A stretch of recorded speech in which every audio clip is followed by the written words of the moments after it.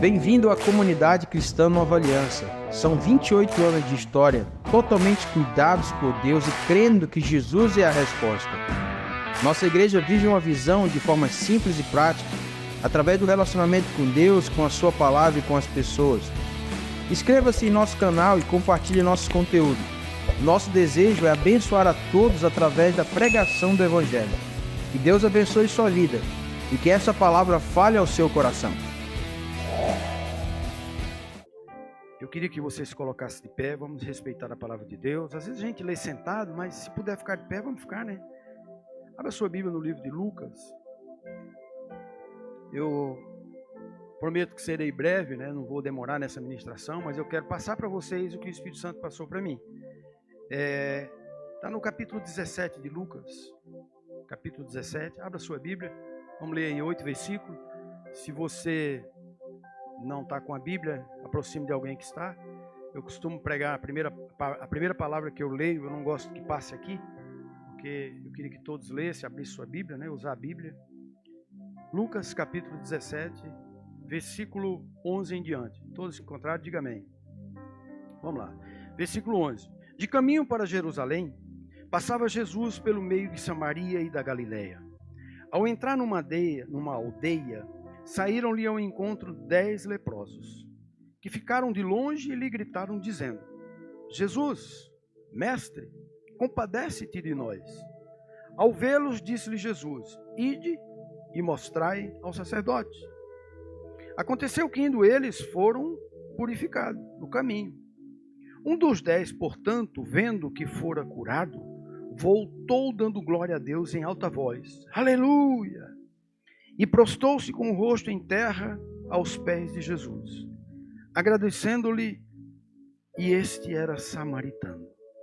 Então Jesus lhe perguntou: não eram 10 os que foram curados? Onde estão os 9? Não houve porventura quem voltasse para dar glória a Deus, senão esse estrangeiro? E disse-lhe: levanta-te e vai, a tua fé te salvou. Feche seus olhos comigo. Querido Espírito Santo, é o Senhor que faz, ao Senhor a honra, ao Senhor o louvor, a direção, a inspiração, tudo vem de Ti. Que nós possamos entender, Pai, e sermos alimentados com essa palavra, em nome de Jesus. Pode sentar, meus irmãos. Queridos, eu, como todos nós, os pastores que a gente ministra aqui na comunidade, a gente dá tema às ministrações, né? E o tema da ministração que eu quero ministrar para vocês é: quando eu conheço, eu reconheço. Vou repetir. Quando eu conheço, eu reconheço. Você repete comigo? 1, 2, 3 e... Aqui tem muitas estradas para sair daqui, muitas avenidas acerca desse assunto. Tem vários. Tem muitas janelas que se abrem para ministrar um assunto, uma palavra, um recado de Deus em cima desse tema. Mas o Senhor me trouxe um e me levou ao texto que é bastante conhecido por todos nós. É o texto acerca desses 10 leprosos. Irmãos, lepra na época era doença feia. Muita gente acha que a lepra era o câncer de hoje, mas não era. Na verdade, a lepra é a rancianice dos dias de hoje. Eu fiz um trabalho uma vez junto com a Socorrinha dentro de um leprosário. Vocês não têm ideia que tristeza é ver uma pessoa com lepra ou com rancianismo. E aí, uma das enfermidades que afeta mais o rancianismo dele é a separação das pessoas dele. Porque na época, quem tinha lepra era retirado do meio da sociedade, era escondido no ambiente para ser tratado. Então, quando você visita o leprosário, a primeira coisa que eles fazem é ficar olhando para você, que você vai rejeitá-los. E o princípio da visita é qual? Abraçar quem está passando por isso. É abraçar. E nós fazíamos isso, irmão. Eu lembro que a nossa camisa fica suja de sangue. É uma das piores enfermidades que existe, é a lepra. E aqui, irmãos, 10 homens gritavam. Eles gritavam desesperadamente pela cura. A angústia desses rapazes, dessas pessoas, sei lá se rapazes ou se homens, eu não fiz um estudo teológico em cima disso. Você imagina, irmão, isso coça. pedaços vai caindo aos poucos. Pedaços dos membros inferiores, superiores, orelha. É uma coisa triste. É a rancianez do dia de hoje. Eu lembro também que meu pai teve isso. Meu pai teve. E tem um período que ele é transmissível, é terrível. Meu pai ficou no quarto isolado. Ninguém falava com o papai. E é muito assim humilhante, sabe? As pessoas chegarem na porta e dizer, ô fulano, tá tudo bem aí e tal. Fulano tá aqui, veio te visitar, tá te mandando um abraço. E é desse jeito. Porque tem um período que a transmissão é altíssima. Tem um período que ele perde força. Mas tem um período que, meu Deus, o vento leva e transmite a rancianismo, que é a mesma lepra. Então, esses 10 aqui, irmãos, eles gritavam. Você imagine a angústia dessas pessoas, desses 10. Quem passava perto dele fazia assim, ó. Tirava de lado, assim, para não tocar neles. E eles começam a gritar. Agora, o que me trouxe a atenção aqui nesse texto de meditação foi a posição deles. Foi a forma estrutural como eles reagiram depois do acontecido. Primeiro, são 10 leprosos que começam a gritar por Jesus, que inclusive chama ele de mestre. Chamam ele de mestre. Agora, um deles volta para o Senhor. Dos 10, 9 some. Mas antes de eu entrar nisso aqui, deixa eu compartilhar um negócio aqui com você. O que é o reconhecimento? Se a palavra é, quando conheço, eu reconheço. O que é reconhecimento? O reconhecimento está ligado à gratidão. É por esse caminho que eu quero entrar nessa ministração. O reconhecimento, ele está ligado à gratidão. Tem pessoas, irmãos, que são beneficiadas a vida inteira de detalhes, de uma palavra, até uma oferta de um copo que você ganhou, que alguém deu. E vira as costas e até hoje. Tem pessoas que são abençoadas e leva tudo como se fosse comum. Então, o reconhecimento, ele tem uma ligação muito forte com a gratidão. Quando nós reconhecemos que alguém nos fez favor, é claro que se eu ofertei R$100, um exemplo, na vida de João, não significa que eu vou ficar acompanhando a vida dele todinha, que hora ele vai me devolver 100, que hora ele vai me ofertar mais 100, não é nesse sentido. Mas é ser grato, é ter reconhecimento. Mas para mim ter esse reconhecimento, eu preciso conhecer.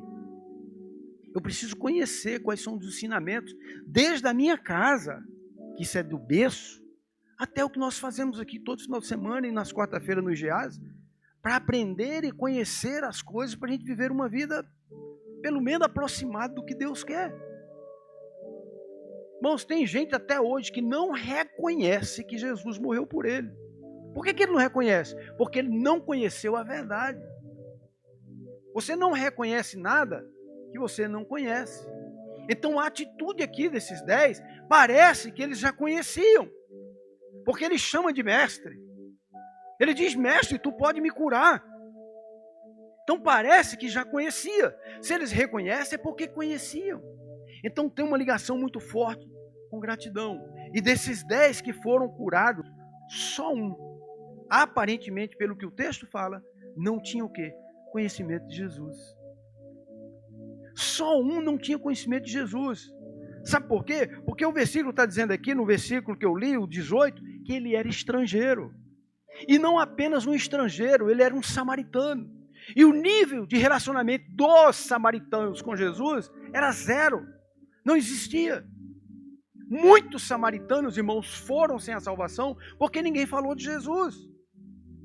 Então existia esse grupo. Por que Jesus, quando ele foi beber água naquela fonte, que os discípulos foram à cidade, veio uma mulher samaritana naquele poço, né? E que Jesus dá água para ela, ela diz assim, como você faz isso comigo se eu sou uma samaritana? Por que quando aquele homem que foi preso por salteadores numa estradinha, numa ruela perigosa, que ele estava andando, os assaltantes bateram nele, machucaram, onde passou um pastor não fez nada, onde passou um adorador e não fez nada, de repente um homem estranho, e a Bíblia diz bem clara, um samaritano, foi lá e socorreu aquele homem. Por isso que fala o bom samaritano.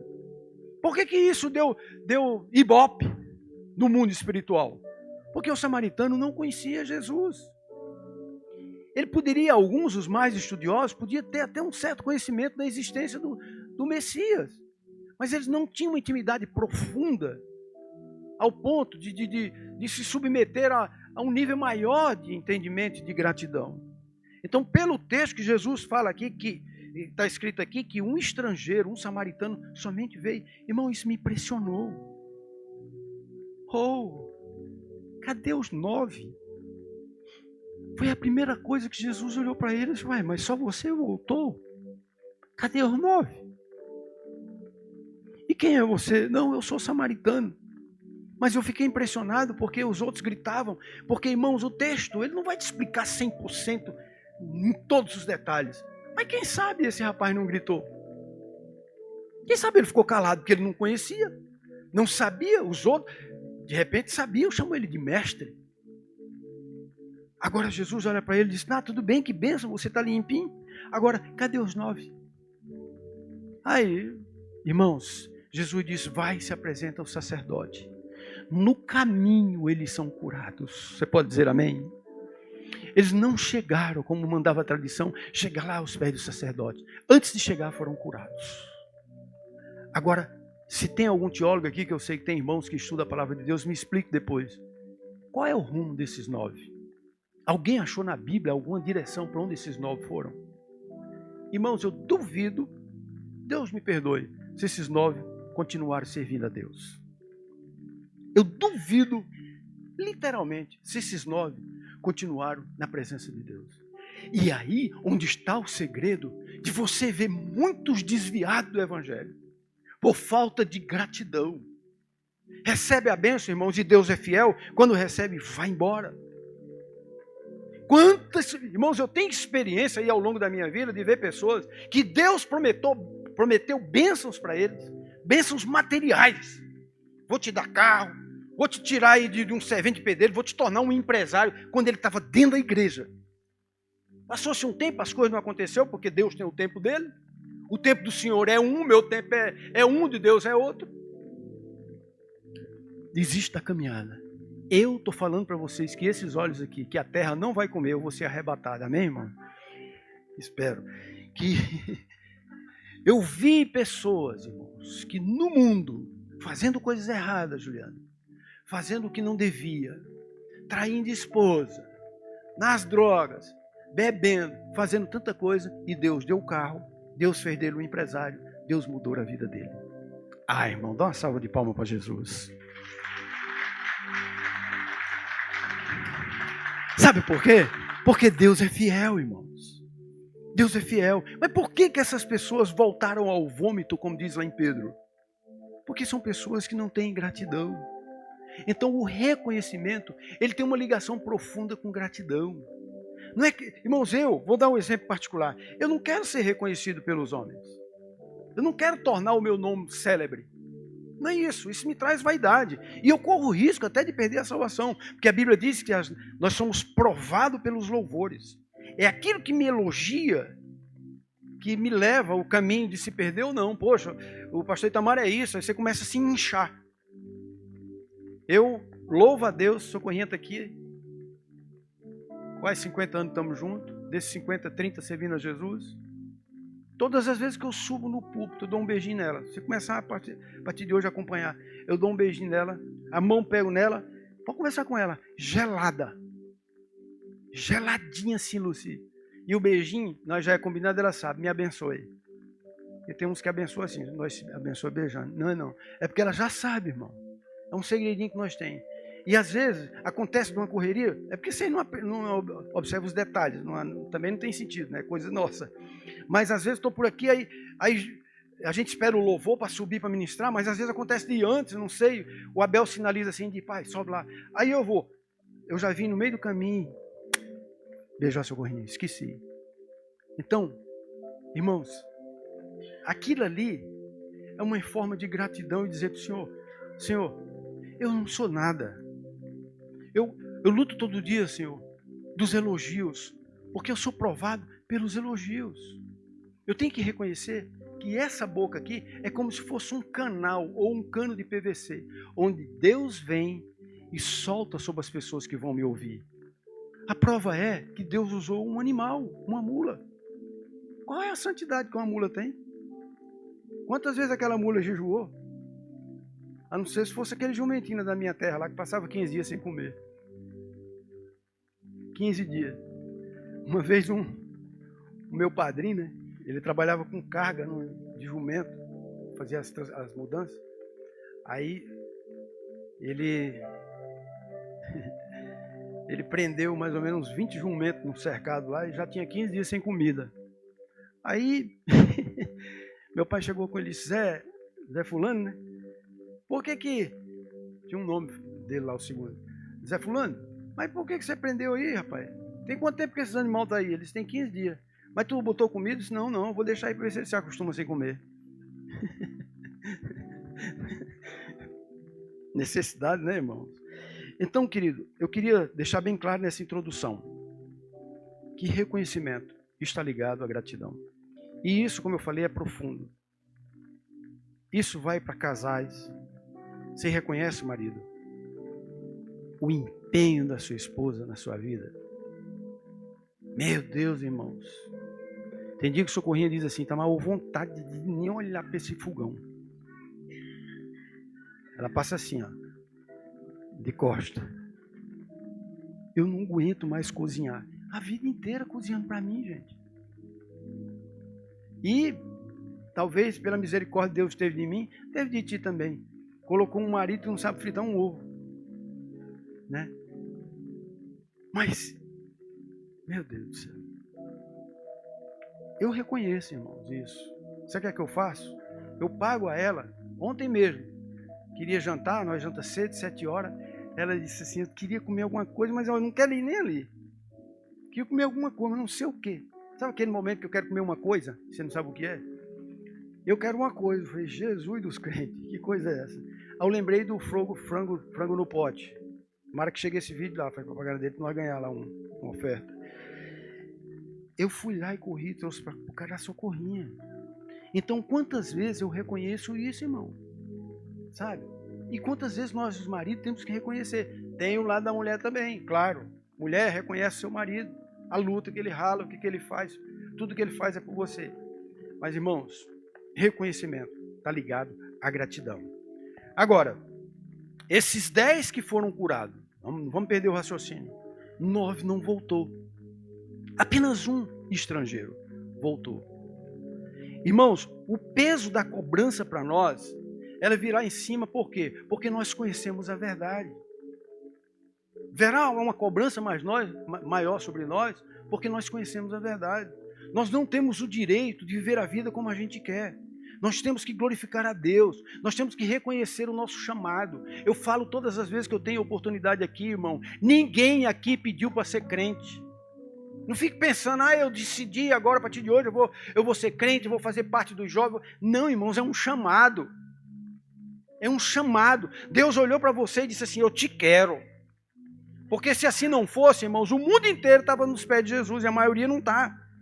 Não sei o percentual, um dia eu vou saber, mas eu acho que uns 20% da população brasileira está pulando carnaval hoje. E sabe o que é que significa carnaval? Liberdade da carne. Carne vai.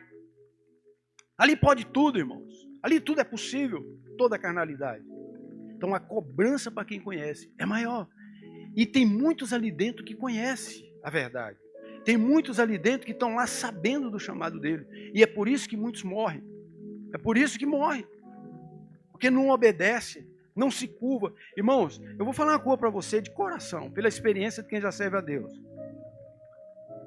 Não é fácil servir a Deus nos dias de hoje. Eu comparo sempre que a igreja de Jesus é uma mulher gestante de 9 meses. Quem que está aqui? Quase 9 meses? Já está, Márcio? Não, né, Camila? Mas quase 9 meses. Não tem mais espaço para nada. Vai ter que sair. A igreja já está passando dos 9 meses, já era para ter ido. Entendeu? Então, irmãos, tem muitos que estão padecendo aí. Por causa disso. Não vai aguentar o sofrimento. Não está aguentando o que está vivendo. Não é fácil ser cristão, mas é um preço, irmão. O que é mais difícil? Servir ao Senhor, entregar a sua vida dele, ou morrer na cruz de um calvário como Jesus fez? Rasgou sua carne, derramou seu sangue por nós. Então nós precisamos ter a responsabilidade, isso é bem pessoal, de reconhecer que eu vou ter a vida eterna, porque é o que a Bíblia diz. Entrega a tua vida ao Senhor, confessa que Ele é Senhor e que tem a salvação. Romanos 10, 10.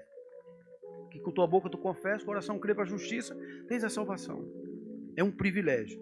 Agora, eu queria falar algum nome de algumas pessoas, eu gosto de trazer figuras da Bíblia, que tiveram experiências do reconhecer. E eu queria falar de Raabe.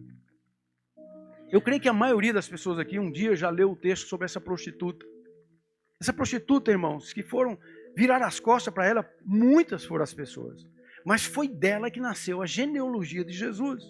Se tu pegar Mateus no capítulo 1, tu vai lendo ali que fulano veio de Cana, veio de fulano, veio de fulano, e de Raabe, daqui a pouco você vê Jesus, que vem da descendência dela. Estuda a genealogia. Se você nunca viu isso, abre lá Mateus capítulo 1 na sua casa e você vai ver. Lê tudo aquilo ali, tem paciência. Fulano nasceu fulano, gerou fulano, gerou fulano, gerou fulano, gerou fulano. Daqui a pouco você vê Raabe. E depois de Raabe, vê Jesus. Vê Jesus. Então, olha a simplicidade do nosso Deus. E com isso, irmãos, essa mulher, ela mostrou, ela reconheceu alguém que ela não conhecia, a não ser de ouvir falar. Raabe, quando aconteceu aquela situação dos espias, eu até quero que coloque aqui, por favor, está lá em Josué 2, quando ela faz o reconhecimento daqueles espias enviados por Josué. Josué no capítulo 2, no versículo 3 em diante, ela, aqui ó, mandou, pois, o rei de Jericó dizer a Raabe. O rei estava bravo, porque alguém foi lá e disse, olha, Raabe escondeu alguém do povo de Deus.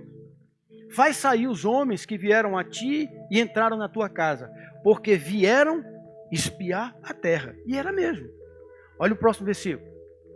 A mulher, porém, havia tomado e escondido os dois, daqueles espias, daqueles dois homens, e colocou lá, e disse, é verdade que os dois homens vieram a mim, porém eu não sabia de onde eles eram. Já estava escondidinho no sótão. Próximo. Havendo-se de fechar a porta, sendo já escuro, eles saíram. Não sei para onde foram, ide após eles depressa, porque os alcançareis. Eu pedi mais um versículo? Põe aí. Ela, porém, os fizera subir ao eirado e esconderam entre as canas do linho que havia disposto em ordem do eirado. Por que Raabe fez isso? Por que ela fez isso? Porque ela já conhecia o Deus Todo-Poderoso. Quando eu conheço, eu reconheço. Ela conhecia, mas como? Só de ouvir falar, assim como foi Jó. Ela ouviu falar que aquele Deus dos israelitas que ela escondeu, abriu o Mar Vermelho. Fez trazer comida onde não tinha. Fez surgir água no deserto. Então ela começou a conhecer. É o nosso dia de hoje. É os nossos dias de hoje. Certa vez Jesus, ele chega diante dos discípulos, está faltando um. E aquele um estava fora. Pergunta Jesus onde estava, saiu. Jesus, está bom. E naquele momento Jesus se afasta. Depois, em 8 dias depois, aparece aquele discípulo. Agora está completinho os 12. E quando ele vê, Jesus olha para ele. Ele diz, mas é tu, mestre? Jesus, sim, toca aqui, ó. A marca dos pregos, da coroa, da lança. Ele olha para aquele discípulo, Jesus, e diz assim, ó. Irmão, essa palavra é para nós hoje do século 21. Ele diz assim, ó. Bem-aventurado são aqueles que não me viram e creram. Raabe nunca viu, irmão, mas ela reconheceu o Deus que abriu o Mar Vermelho. Ela reconheceu, ela sabia, quando viu aquilo ali, ela já teve de proteger. Então, é um exemplo que eu carrego na minha vida, porque, meu irmão, o que essa mulher arriscou da sua vida? Ela colocou os espias na casa, livrando ele das mãos de um rei de Jericó, um assassino, um genocida, um cara que perseguia as coisas de Deus e que sabia que aquela terra pertencia ao povo de Deus, que uma hora ou outra o Senhor ia devolver e entregar para o povo de Deus. Você imagina o risco que essa mulher correu? E aí, irmãos, eu trago uma pergunta para nós. Qual é o risco que corremos nós nos dias de hoje por reconhecer Jesus como Senhor na nossa vida? Pensa nisso. Qual é o risco que eu corro? E que hora eu vou aparecer diante desse risco? Será que um pastor vai correr lá para minha casa para me esconder Porque estão querendo matar ele. Que hora? Que hora eu vou correr esse risco? Todo dia alguém corre esse risco, irmão. E não se deixa. Porque muitos se escondem de se tornar, de se apresentarem como um crente. Muitos se escondem, irmão. Qual é o risco? Essa mulher correu o risco de morrer escondendo esses espias. E muitas vezes, irmão, nós não. Nós administramos situações. É na escola, é no trabalho, é na rua, é no dia a dia. Nós só falamos muitas vezes do Deus que nós servimos se alguém, por alguma situação, mas espontaneamente, diz, eu queria falar de Jesus para você. Morreu esses dias agora, o Senhor levou de volta para casa o Kleberson. Esse menino, nós convivemos com ele cerca de 15 anos. Ele começou a fazer hemodiálise, ele tinha 17, morreu com 48 essa semana. Ele estava lá nos últimos dias dele, chegou o limite lá. Já falei dele para o pastor Álvaro. E ele estava lá no quarto dele lá, e de repente ele olhou para cima e disse assim, para a pessoa que estava com ele, eu estou vendo uma mão parada. Uma mão parada. E eu queria que você desligasse esse ventilador, tinha um ventilador ligado assim, ou baixasse. Ele está falando comigo. Sim, Senhor. Sim, Senhor.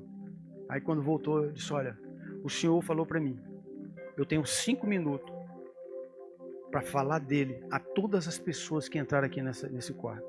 Quem entrar? Primeira pessoa que entrou foi um sacerdote, foi um padre. Ele passava nos quartos lá para dar uma palavra, alguma coisa lá. Primeira pessoa que entrou, ele falou de Jesus. Ele colocou o dedo na cara dele e disse assim, o senhor está indo para o caminho errado. O senhor tem um coração muito bom. O senhor está fazendo as coisas, mas não é por aí. A irmã fala que ele disse assim, leia João 8,32. Falou para ele. Aí o padre já entendeu a situação dele. Não, meu filho, tudo bem, não fez nada. Posso lhe abençoar? Ele falou, claro, pode me abençoar. Aí passou, daqui a pouco chega o dono do hospital. Todo mundo conhece aqui o Hospital do Amor em Barretos, Hospital do Câncer. Diz que ele entra, ele fala de Jesus para ele. Uns 5 minutos depois, o Senhor tira o fôlego de vida dele. Esse menino reconheceu Jesus, porque ele não viveu, ele sobreviveu com Jesus. Às vezes, mínimos detalhes, irmão, nós deixamos de reconhecer o que Deus tem feito por nós. Então, não permita que chegue a um ponto desse, para que a gente venha reconhecer que Jesus é nosso Senhor. Agora, qual foi o risco? Qual é o risco que nós corremos? Essa mulher correu o risco. E o que nós temos arriscado pelo reino de Deus? O que nós temos arriscado, irmão? Pensa nessa pergunta. O que você tem arriscado por reconhecer aquilo que você um dia conheceu? O que você tem arriscado? O que você tem? Não sei, o que você tem arriscado? Essa é a única pergunta. O que você tem arriscado? A sua vida? Como eu estou aqui pregando, vocês estão aí, eu vou falar muita coisa de mim, mas quando Jesus me chamou, irmão, sabe o que eu fiz? Eu entreguei tudo na mão dele. Você acha que é comum uma pessoa inteligente, com todo respeito, não estou trazendo nada para mim, mas uma pessoa inteligente, que vive, conversa, anda, bem relacionado com todo mundo, na idade que eu estou aí, 60 e poucos anos, não tem um bem material. Todo mundo tem uma simetria de vida, trabalhar para comprar um terreninho, comprar uma casa, tal, deixar para os filhos, que é bíblico, e ele viver naquilo que é dele. Eu não tenho. Mas eu reconheci um chamado, não é hoje como pastor não. Eu já compartilhei com os irmãos, eu estou em casa, 2 pessoas que estão visitando nós aqui, mas é de casa. Eu já mudei 52 vezes, irmão. Faz muitos anos que eu não sei o que é o gosto pelo sofá. Para mim, tanto faz, irmão, ter um sofá como sentar no chão. Porque eu reconheço que o melhor e o real de tudo é a vida eterna. Eu reconheço que Jesus me arrancou do pecado, me tirou de lá, irmão. E não tem coisa mais triste de quem está nas mãos do diabo. Quando a pessoa reconhece que está na mão do inimigo, ele sabe, mas ele não tem força. Tem pessoas mergulhadas no pecado, que queria sair daquilo que está machucando, porque o pecado machuca. O pecado dói, o pecado ele cobra, o preço é alto. Tem dia que a pessoa amanhece e acostumou com aquele pecado, não consegue soltar, está dentro dele ou dela e sofre. Davi disse assim, ó, enquanto eu me calei com os meus pecados, meus ossos envelheceram. O pecado, ele adoece. O pecado, ele muda a feição da pessoa. Pessoa que anda em pecado, irmão, ele não tem paz, pessoal. Ele é um excelente administrador. Ninguém percebe. Mas quantas madrugadas tem acordado e não tem força de largar aquilo? Vai de um simples vício de um cigarro até a pornografia, a prostituição.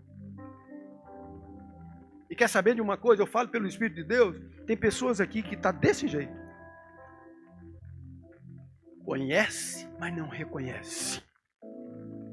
Conhece e sabe o poder de transformação, mas não toma uma posição porque não reconhece.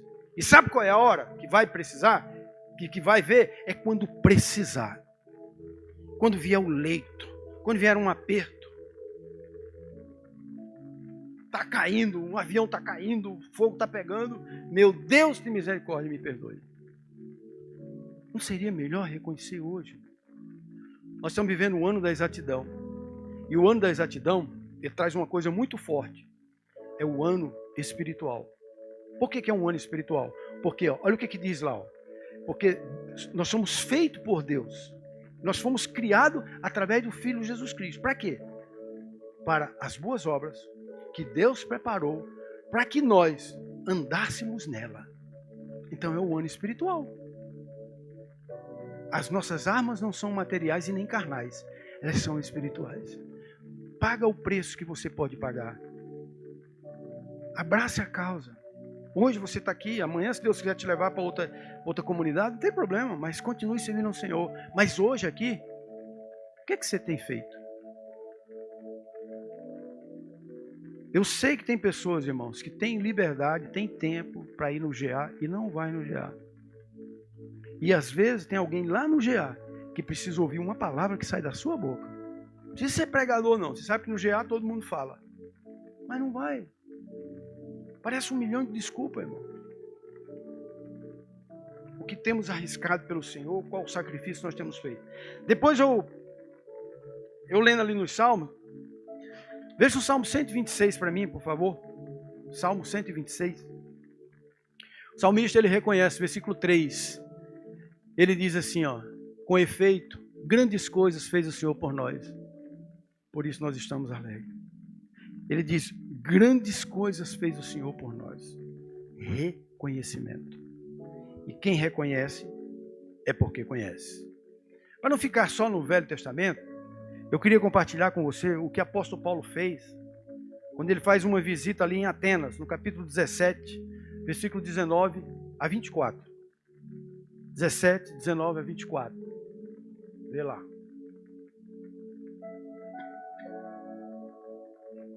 Mateus. Atos. Lá no Aerópago, né? Ó. Atos 17. É isso aí mesmo? Não está encontrando? Mas é isso mesmo, né? Atos 17. Quando ele chega ali em Atenas, no Aerópago. Confere? É? Vamos ver aqui.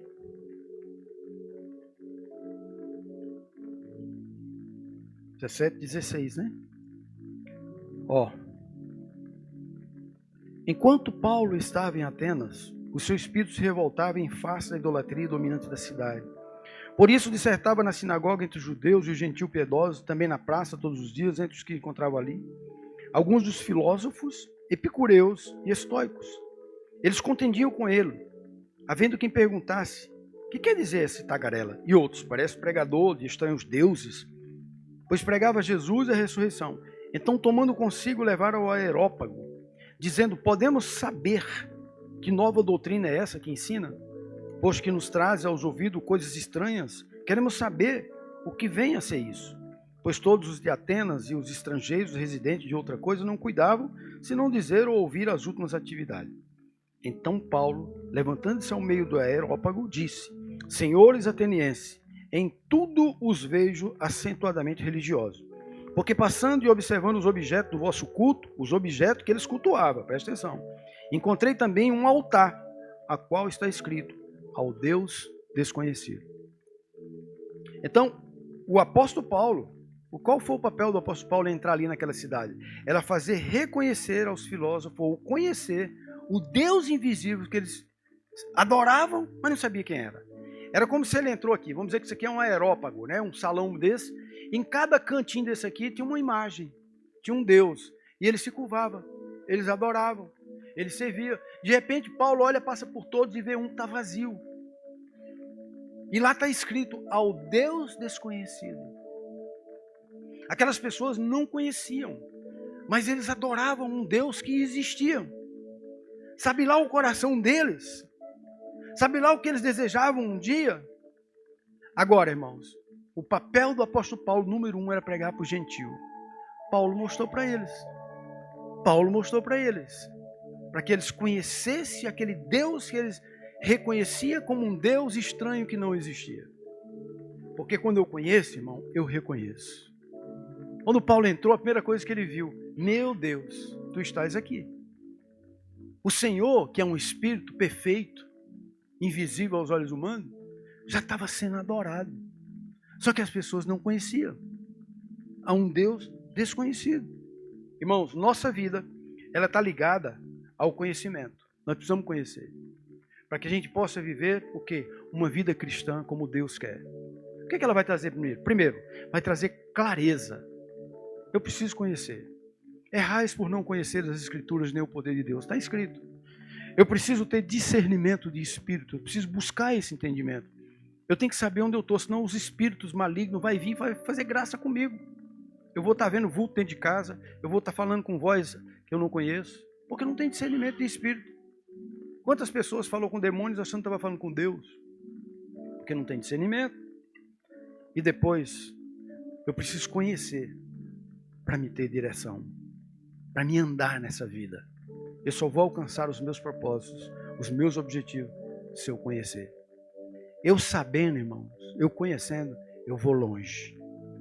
Eu vou longe. Agora, quando nós não sabemos, nós vamos se perder. Na vida espiritual não tem GPS. Na vida espiritual não tem jeito. Ou eu conheço os caminhos, ou eu estou fora do propósito. Os caminhos de Deus, eles são estreitos. Não são fáceis. Mas é possíveis você caminhar. Eu acredito que a maior alegria do cristão é andar naquilo que você já conhece, não naquilo que os outros falam. Conhecer, irmãos, é uma obrigação para nós. Lá no Velho Testamento, Oséias, no capítulo 6, no versículo 3, ele fala um versículo bem conhecido. Ele diz assim, ó, nós temos que conhecer, nós temos que prosseguir conhecendo. Lá está assim, conheçamos e prossigamos em conhecer. Então, é uma ordem de Deus, é uma palavra de Deus. Nós precisamos conhecer. Agora você imagina um homem ou uma mulher que está nesse mundo sem conhecer a sua origem, sem conhecer a sua história. Está perdido. Vive o dia a dia, vive sem prática de nada. Esquece que é um ser espiritual. Conheçamos e prossigamos em conhecer o Senhor. Eu tenho uma palavra para você, irmãos. Eu tenho uma pergunta para você. Até que ponto, literalmente, responda só para você. Você tem conhecimento de Deus? Quem é Deus para você? É só vir para a igreja? É só participar dos cultos? É só ser fiel no dízimo? Quem é Deus para você? Dos 10, 9 não vieram.